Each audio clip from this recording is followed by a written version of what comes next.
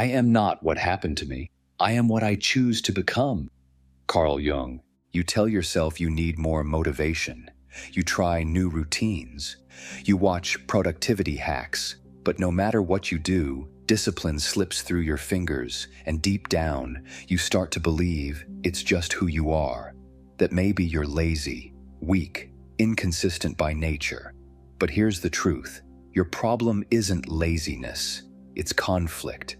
There's a part of you that wants to move forward, and another part pulling you back, silently but relentlessly. That internal resistance? It's not random. It's the result of years of unresolved emotion, unmet needs, and false beliefs about what it means to succeed. Most people fail at discipline because they approach it like a war. They try to fight themselves into action. Force, guilt, shame, as if that would ever build anything sustainable. But discipline doesn't grow in pressure. It grows in clarity. You don't lack discipline because you're broken. You lack discipline because you've never learned how to work with yourself, not against yourself.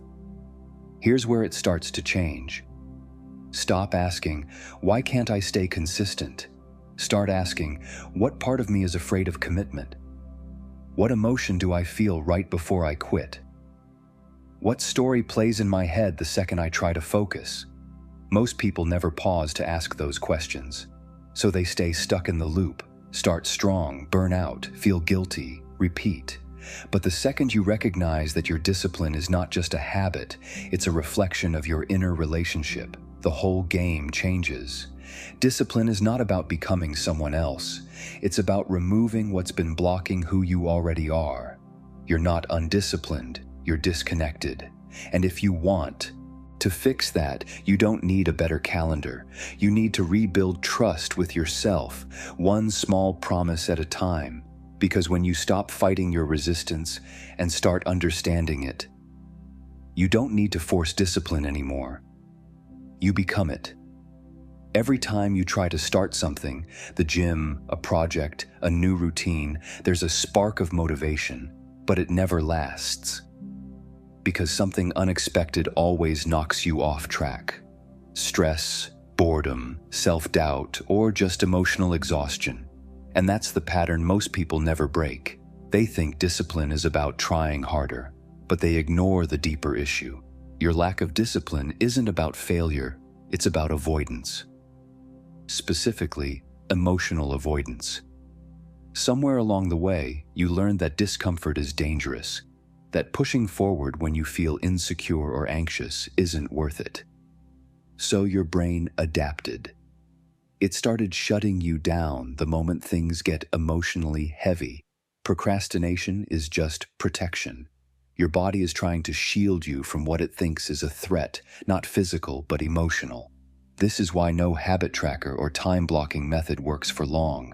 Because it's not your system that's broken, it's the part of you that hasn't been seen.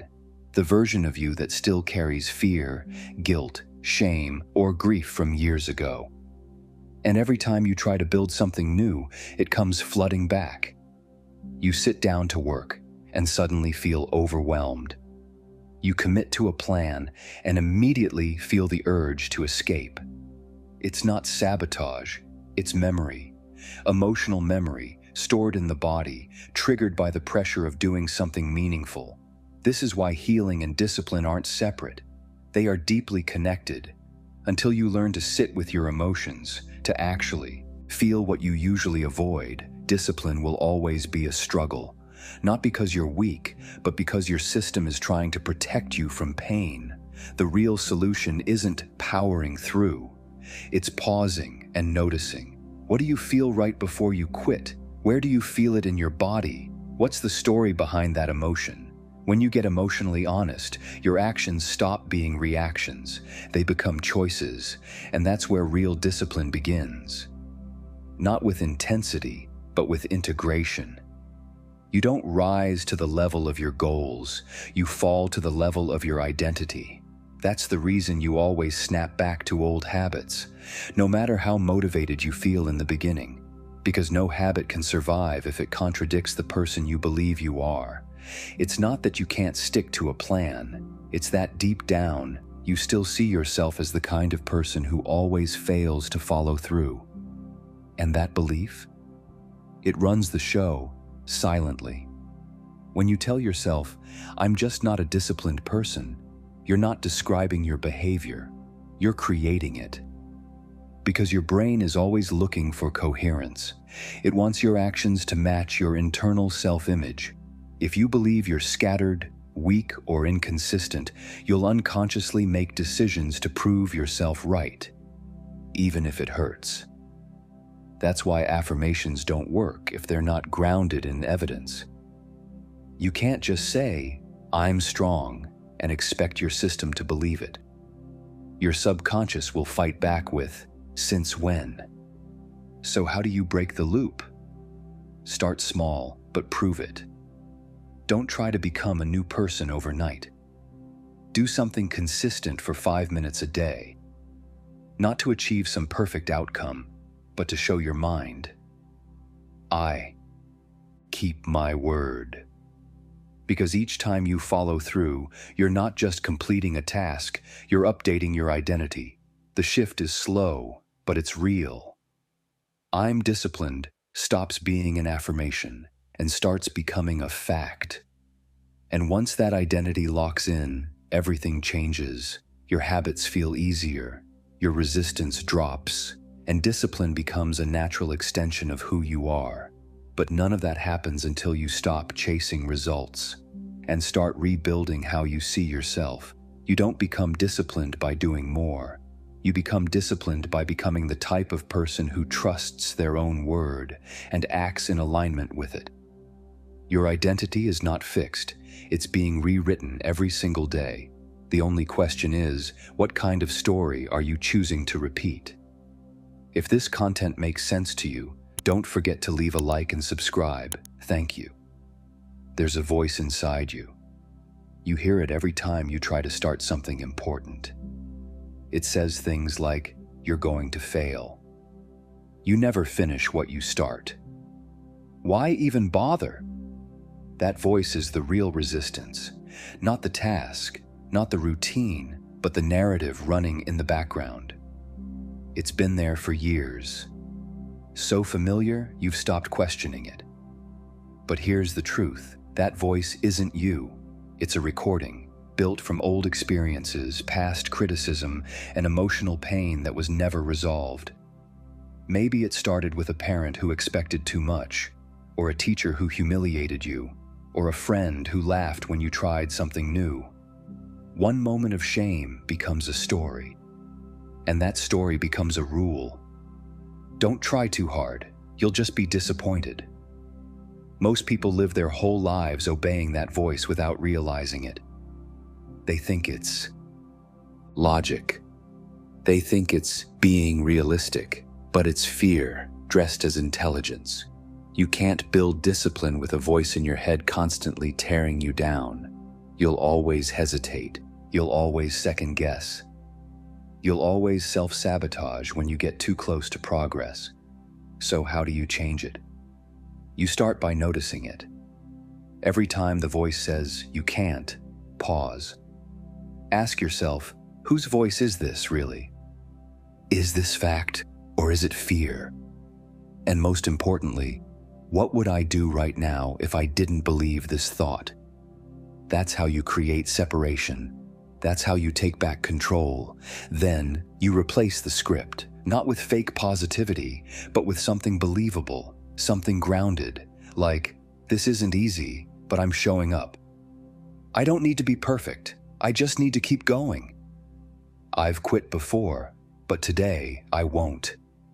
It sounds small, but it rewires everything. Because every time you speak to yourself with clarity and respect, you weaken the old voice and strengthen the new one. That's how real discipline grows, not from forcing yourself into silence, but from choosing which voice gets to speak. You can't build discipline in chaos, and yet, most people try. They wake up with no plan, no direction, no internal compass, and then wonder why they fall apart the moment life gets hard. Here's the truth. Discipline requires structure. But structure isn't just about to-do lists or routines. It's something deeper. It's the presence of a governing force inside you, a voice that leads, a presence that decides, a self that commands. This is what ancient psychology referred to as the inner king, not a tyrant, not a control freak, but the part of you that holds order. The king is not afraid of responsibility. He embraces it. He doesn't wait to feel ready. He acts. Not because he's emotionless, but because he's anchored. When this archetype is dormant, your discipline collapses. You become reactive. Every day feels like a survival test. One setback, and you spiral. One bad mood, and the entire system falls apart. But when the king is active, your energy shifts. You don't chase motivation. You decide. And that decision holds weight because it comes from a center that isn't shaking. So how do you awaken this inner force? Start by taking ownership, not of the big things, but the small, neglected ones. Clean your space, fix your posture, speak clearly. Stop tolerating habits that erode your strength. It seems simple, but every act of order summons the king. He doesn't appear through overthinking. He appears through alignment. The way you treat your time, the way you respect your word, the way you manage chaos around you, these are not random habits. They are rituals of self-leadership, and with each act of discipline, you're telling your subconscious, I rule this kingdom, not the world, not other people, but the one place that truly matters, yourself. Because the man who leads himself doesn't need to beg life to be easier. He becomes stronger, more focused, more consistent. And when the king rises, so does everything around him. Most people try to kill the part of themselves that feels lazy. They treat it like a parasite, something to eliminate, silence, or punish. But the more you fight it, the stronger it becomes. Because that lazy voice inside you isn't your enemy. It's your messenger. It's not here to destroy your progress. It's here to show you something deeper, a part of your psyche that's still protecting you from pain, pressure, or failure. You don't avoid work just because you're weak. You avoid it because, at some point, work became unsafe. Maybe you were pushed too hard. Maybe every attempt to try was met with criticism. Maybe success meant pressure you weren't ready to carry. So your unconscious did what it does best. It created a defense. It said, let's stay comfortable. Let's not take risks. Let's not feel that again. And now, every time you sit down to do something meaningful, that voice returns. Not to ruin you, but to protect you. It says, don't push. Let's scroll. Let's rest just a little longer. But here's the problem. If you don't understand the message, you'll believe the excuse. You'll live in loops. You'll think discipline means silencing the lazy voice with guilt and force. But that only creates more conflict and more resistance. The solution? Listen to it, not obey it, not feed it, but hear it. Ask, what are you trying to protect me from? What's the fear behind this resistance? What would happen if I didn't avoid this? Most of the time, what you'll find isn't laziness. It's fear of judgment, fear of not being good enough, fear of failing publicly, or sometimes just fear of facing silence and what it brings up. When you bring compassion into that conversation, something changes. That lazy self calms down. It doesn't need to scream. It doesn't need to control you. And from that place, you can lead. You can act. Not because you're motivated, but because you're whole. Discipline isn't about suppressing discomfort. It's about understanding it. And when you stop seeing laziness as a flaw and start seeing it as a signal, you reclaim your power. You keep waiting to feel ready, to feel clear, to feel that spark of motivation that finally pushes you into action. But motivation is a mood, and moods are fragile. Some days you wake up feeling inspired. Other days you feel heavy, distracted, or lost. And if your discipline depends on how you feel, you'll never be consistent. Because the truth is, motivation is unreliable. And the people you admire, the ones who seem effortlessly disciplined, they're not relying on motivation, they're relying on rituals.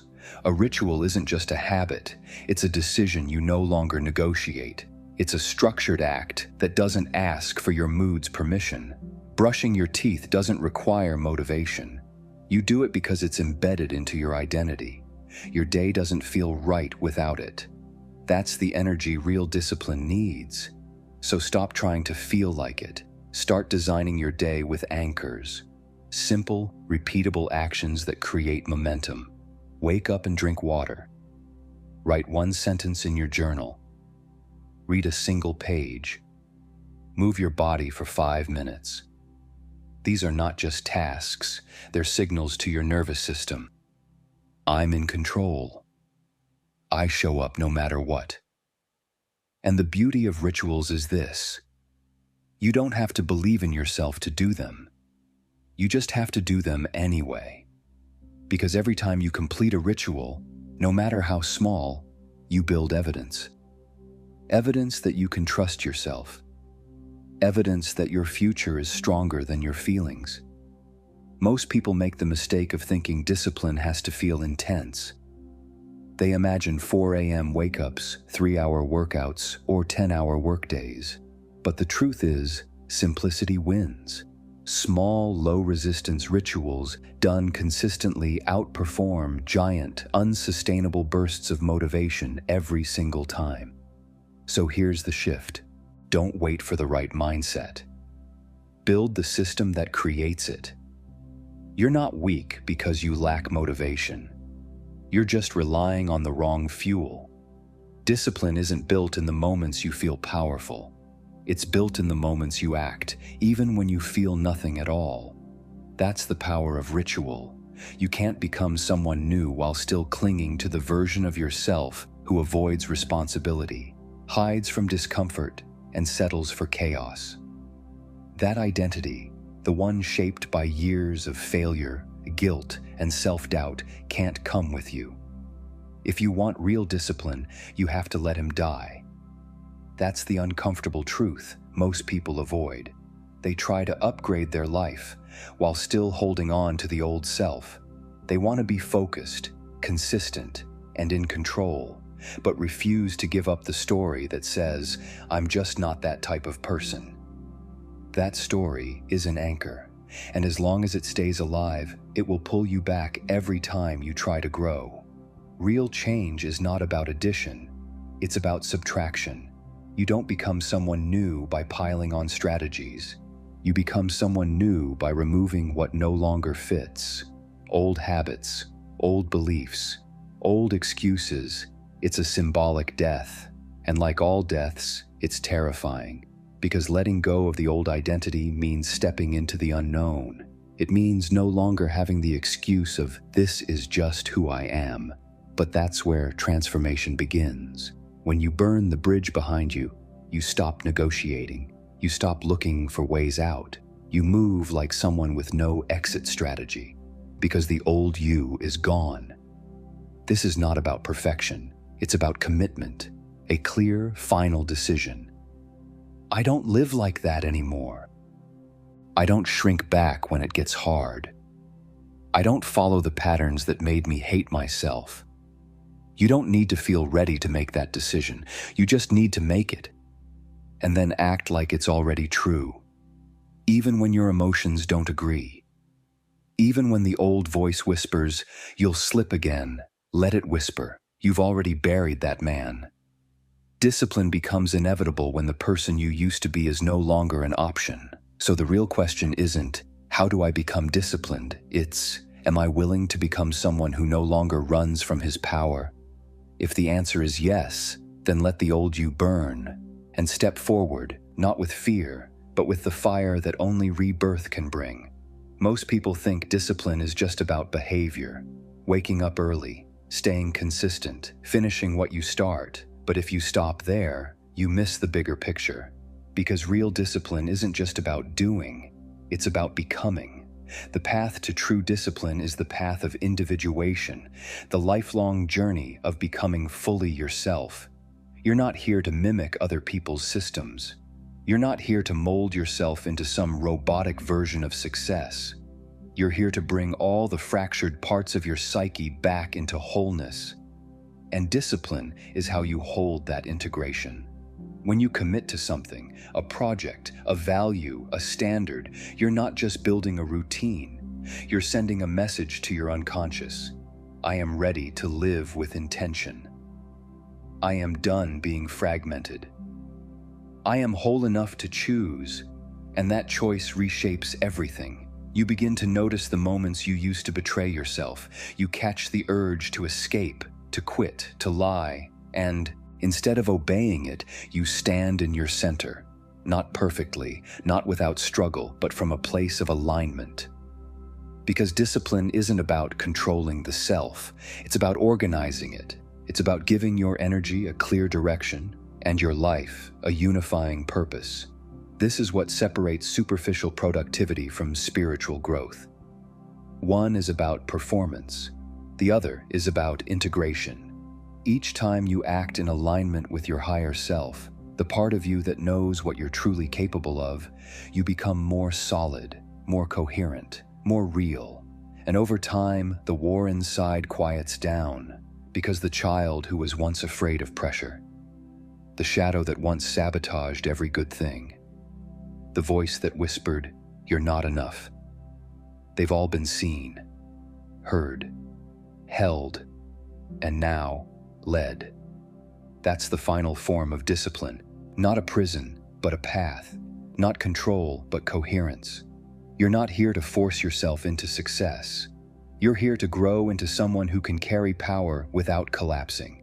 And that begins the moment you realize every act of discipline is not just a task, it's a step toward your true self.